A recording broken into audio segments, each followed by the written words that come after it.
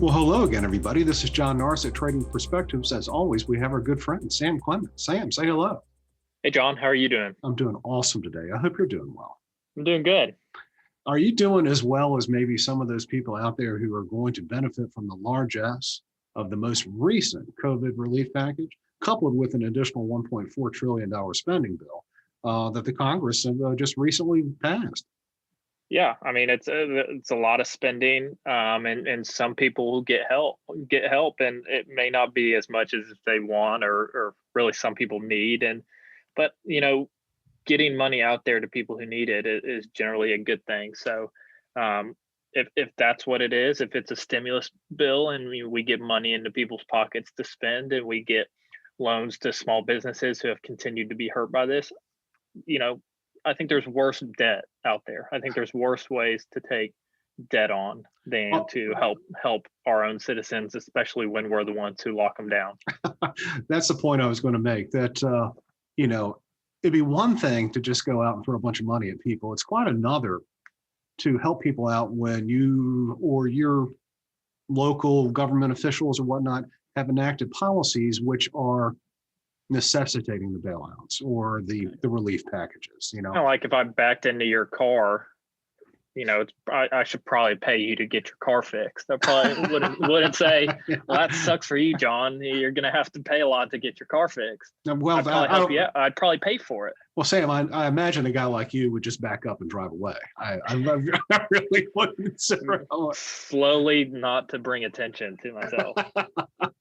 Without a doubt. Well, that's the way it's supposed to work, right, Sam? I mean, all this money that they've earmarked, all of it's going to things like a new PPP program and just additional stimulus or relief checks for individuals. There's no pork, there's no wasted nonsense, there's no politics going on here, none of that type of stuff. This was a very succinct, very, very concise bill that everyone had plenty of time reading. Everyone knew what was in it, and they all joined hands and they sang Kumbaya, and they all agreed this was the most efficient way to govern the United States of America. I mean, am I not right about that? No, you're right. I'm impressed they got a stimulus bill done on only 2 or 3 pages of paper, was it?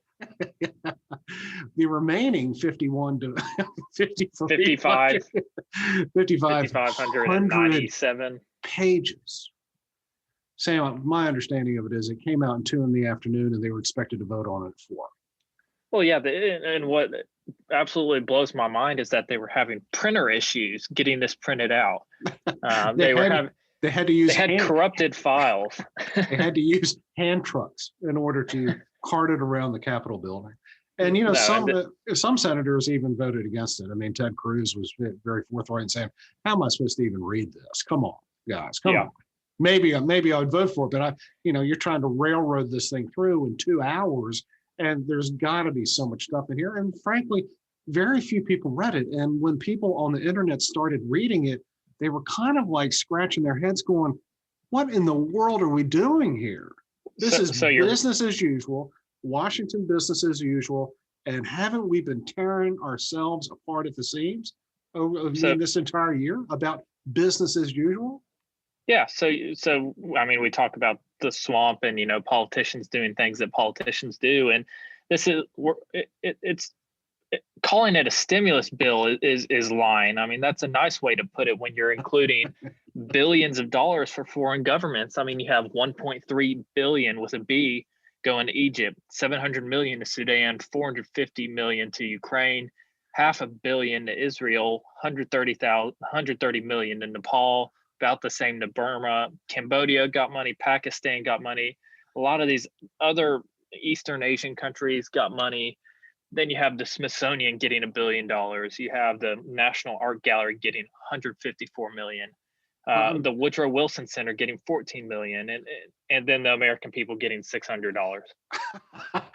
Sam, you left out a couple of choice ones. The $1.4 billion for an Asia Reassurance Initiative Act, another $10 million for gender studies in Pakistan, another $15 million for studies on democracy in Pakistan, 193 million. This is one that kind of scratched my head about this one.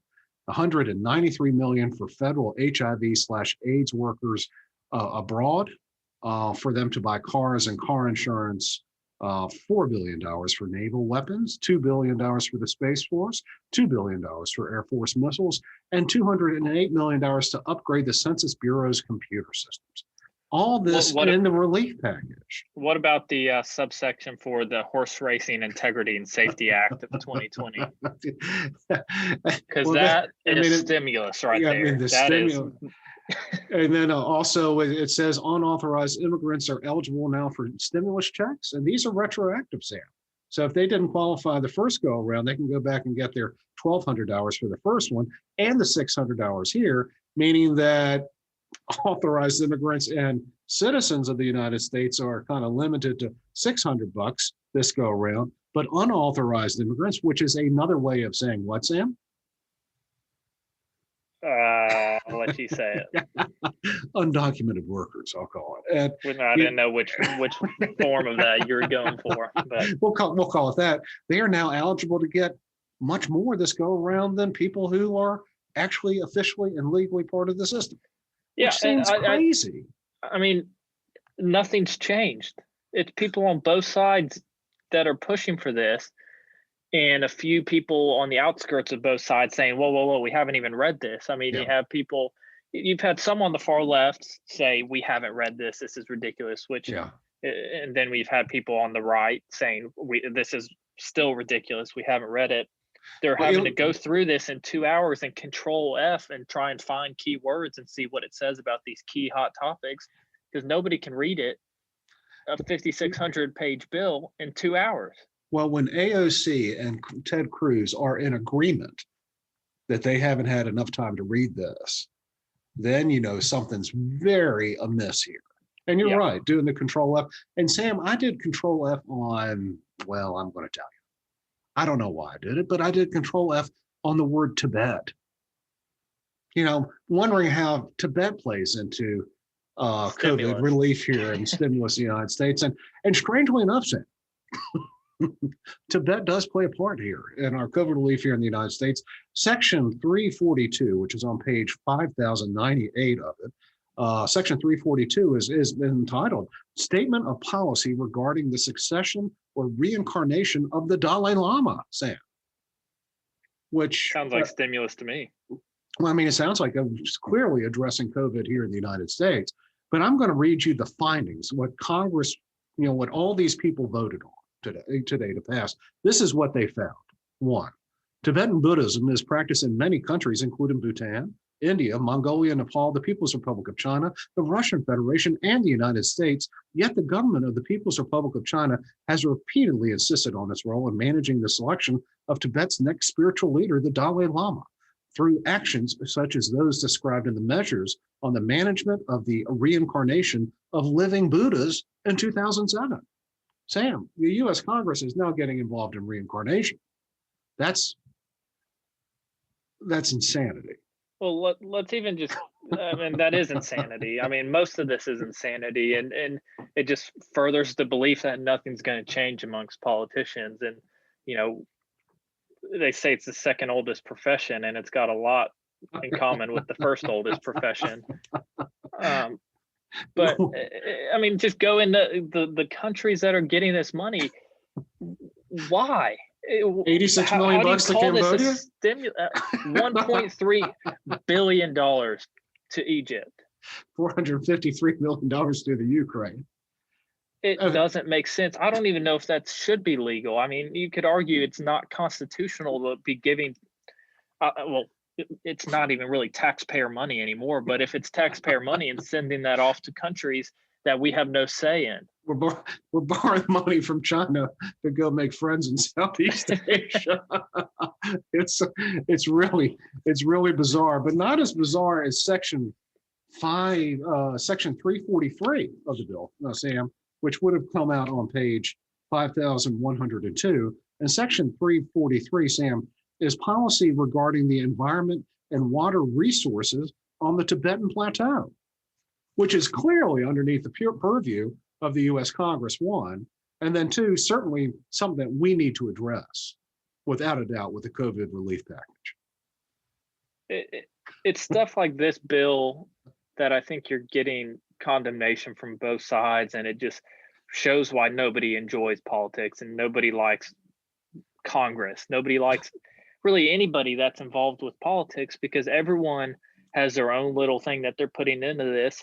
I mean, our whole legislative branch doesn't work like it's supposed to, or how it was designed to. I mean, nothing is proposed or changed on the House floor anymore. I mean, it's been years since we've had that happen.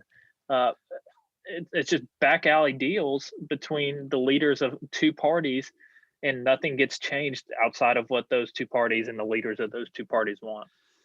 Well, you're right about that. And I can only imagine some lobbyists out there actually just really, really, I mean, I don't know, grease the palms of people or whatnot, because also here in this bill is it's no longer a jailable offense to transport alligator grass or water chestnuts across state lines.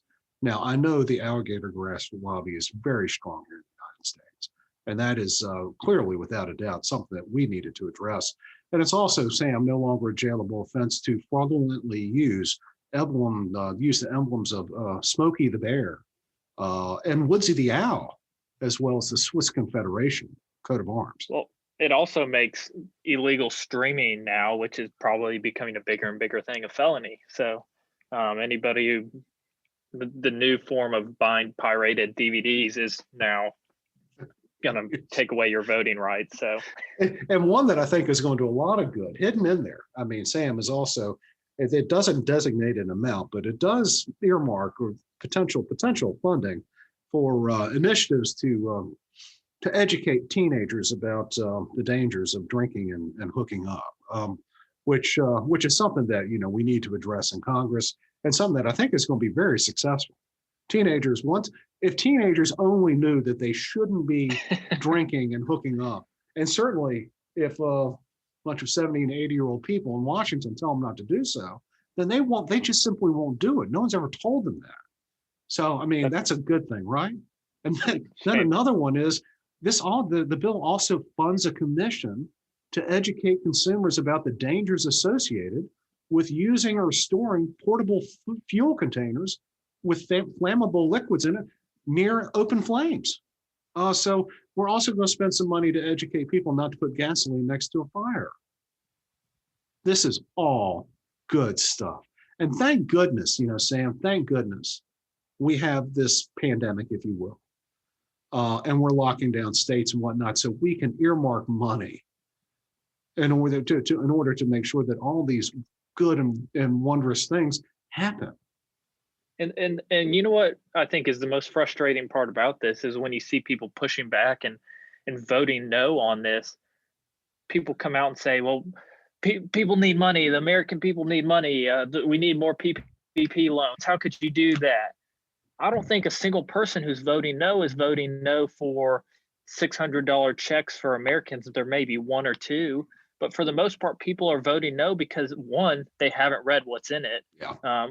And two, it's all this stuff that we're talking about that should not be in place. If you put a 2-page bill on the floor for a vote for $600 stimulus checks and the equal amount of PPP that they did propose in this bill, it would be signed close to unanimously. But they can't do it, and that's never going to change. And people are saying now's not the time to push back on the pork in the bill. Well, why is now the time to be putting that pork in the bill in the first place? So I feel like people are asking the wrong question. You know, if the question is they took the time to put 5,600 pages together, but the vote is the issue. Well, you could have had this months ago. Yeah. If you did a 2-page bill. Well, I mean, what's crazy about it is we were battling tooth and nail, and 1.8 trillion wasn't enough prior to the election. Now here we come, 900 billion after the election, and awesome. And it takes 5,600 pages. Sam, in so many ways, this just shows that nothing has changed. It is business as usual in Washington. You scratch my back, I'll scratch yours.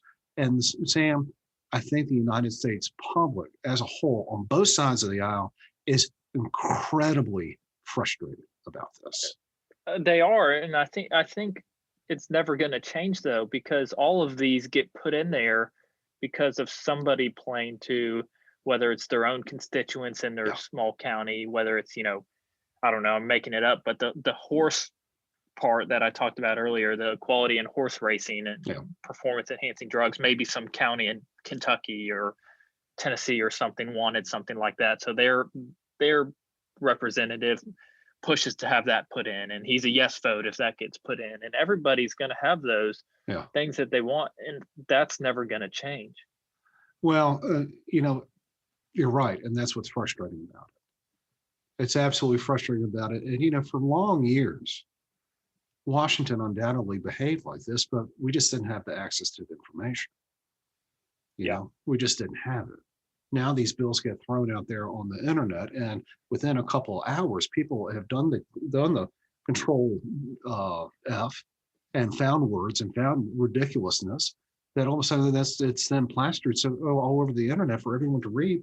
And now we see what tomfoolery, and that's really an old-fashioned word, but a good word to explain what is really going on.